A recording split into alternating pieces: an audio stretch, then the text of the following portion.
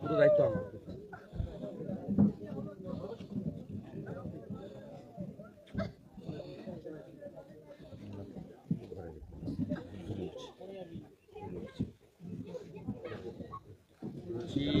পুরো দায়িত্ব আমাদের। আমি গতকাল স্বাস্থ্য ভবনে গেছিলাম, আপনি সবটা দেখেছেন, এবং আমি সেখানে বলেছি যে 13ই ডিসেম্বর কর্ণাটক সরকার জানানোর পরে কেন এই ওষুধ সরকারি হসপিটালে ব্যবহার করা হয়। এটা তো অভয়ার মতো সরকারের দ্বারা খুন হলো। সরকারের দ্বারা চিকিৎসা বিজ্ঞান ফেল করতেই পারে, কেউ অমর নয়, কিন্তু এটা তো আমাকে স্বীকার করছে যে 13ই ডিসেম্বর নয়, 10ই ডিসেম্বর আমরা জেনেছিলাম। স্পেশাল সেক্রেটারি, আমি পোস্ট করেছি সোশ্যাল মিডিয়াতে, দেখবেন। এবং আমি তারপরে বললাম এই 4 জনকেই এই 20 স্যালাইন আপনারা দিয়েছেন গোটা পশ্চিমবঙ্গে, না আরও অনেককে দিয়েছেন? উত্তর দিতে পারেনি। এবং আমার বিশ্বাস কয়েক হাজার বা লক্ষাধিক হবে গোটা রাজ্যের সমস্ত সরকারি hospital, primary health centre, medical কলেজে এই 20 ওষুধ 10ই ডিসেম্বরের পরে প্রয়োগ করা হয়েছে। এবং বিশেষজ্ঞ ডাক্তাররা বলছে যে কিডনি নষ্ট হবে। আমার কথা নয়, আমি ডাক্তারি পড়িনি। এবারে বলুন, সরকারের কোনো দায়িত্ব কর্তব্যবোধ নেই? এবং কালকে আমি বলেছিলাম আপনাকে 50 লক্ষ টাকা ক্ষতিপূরণ দিতে হবে, কারণ আমরা সবাই জানি যিনি চলে গেছেন তাকে ফিরিয়ে দেওয়ার ক্ষমতা ভগবান দেয়নি।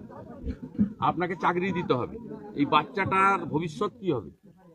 আমরা তো আছি, আমরা তো সরকার নই, আমরা বিরোধী দলনেতা, আমি একজন এমএলএ, আমাদের সাথীরা আছে, আমাদের দল আছে, আমরা আপনার পাশে দাঁড়াবো।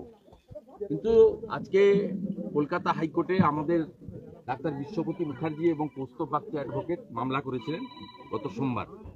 আজকে সেই মামলাতে প্রধান বিচারপতি বলেছেন যে সাধারণ ক্ষতিপূরণ নয়, অ্যাপ্রোপ্রিয়েট মানে যথোপযুক্ত ক্ষতিপূরণ আপনার পরিবারকে দেওয়া উচিত। তাই আজকে এই 4-5 দিন হওয়ার পরেও আপনার বাড়িতে কেউ এসেছে? না, কেউ কোনো যোগাযোগ সরকারের পক্ষ থেকে চেক সাহায্য? মদ খেয়ে মরে গেলে, বিষাক্ত মদ খেয়ে মরে গেলে 2 লাখ টাকা নিয়ে পৌঁছে যায় প্রথমে। আজকে 5 দিন 6 দিন হয়ে গেছে, বিডিও, এসডিও, ডিএম, সরকারের প্রতিনিধি আপনাদের কাছে কেউ আসেনি। এইসব জিনিস প্রমাণ করে যে এদের মানবিকতাটা কি জিনিস। যাই হোক, আমি আমার বক্তব্য এবং করণীয় কাজ করছি। বিরোধী দলনেতার যে কাজ স্বাস্থ্য ভবনে গিয়ে করেছি, আজকে কোর্টেও ক্ষতিপূরণের বিষয়ে উল্লেখ হয়েছে। বাচ্চাটার সম্পূর্ণ দায়িত্ব আমাদের, আমি সেটা পালন করব। আপনি শুধু মানবিক কারণে আসেনি, আপনি আমাদের ভারতীয় জনতা পার্টির যে পরিবার তার সদস্য। আপনার দেবাশিস রুই দাস, অ্যাসেম্বলি শালবনী, আপনি মেম্বার হয়েছেন 17ই ডিসেম্বর 2024। অর্থাৎ আপনি আমাদের পরিবারেরও সদস্য, অর্থাৎ আমাদের দায়িত্ব আছে, সেটা আমরা পালন করব। আর বাচ্চার সম্পূর্ণ দায়িত্ব আপনি বাবা হিসেবে পালন করবেন, আর আমি আপনার দাদা হিসেবে এই বাচ্চার সমস্ত অর্থনৈতিক দায়িত্ব আমি পালন করব। এই বলেছি 50 লক্ষ টাকার 1 টাকা কম নেবেন না। আপনাকে নিয়ে আমি অনেক দূর যাব, এবং আপনাকে 4র্থ শ্রেণীর চাকরি দিতে হবে, গ্রুপ দিতে, পার্মানেন্ট চাকরি। আপনার কাছে যদি অল্প টাকা দিতে আসে, চেক দিতে আসে, নেবেন না। আপনি আমার উপর ভরসা রাখুন, আপনাকে নিয়ে যতদূর লড়াই করার করব। কারণ অভয়া যেমন নার্সিং এর কাজ করতে, ডাক্তারি কাজ করতে এসেছে, মেরেছে তাকে হসপিটালের মধ্যে, এটাও one kind of murder by the সরকার, গভর্নমেন্ট। সরকার খুন করেছে।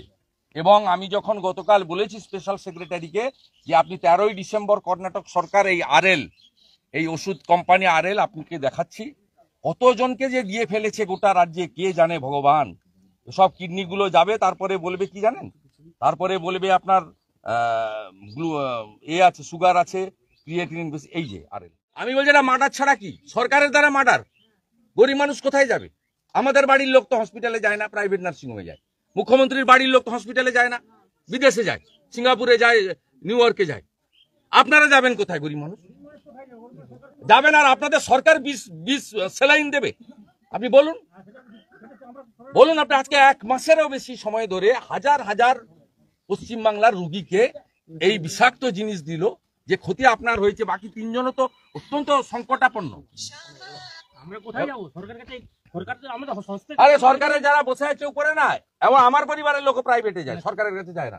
না, প্রাইভেট আমি জানি টাকা কোথায়, কোথাও আমরা টাকা পাবো কোথায়? দিনের দিনের মধ্যে কোনো স্বাস্থ্য সাথীর কার্ড কোথাও চলে না, না, চলে না। কেউ নেয় না। গেলে বলবো তো এটা ভ্যালিড নেই। না না নেয় না। আর এখানে আয়ুষ্মান ভারত নেই।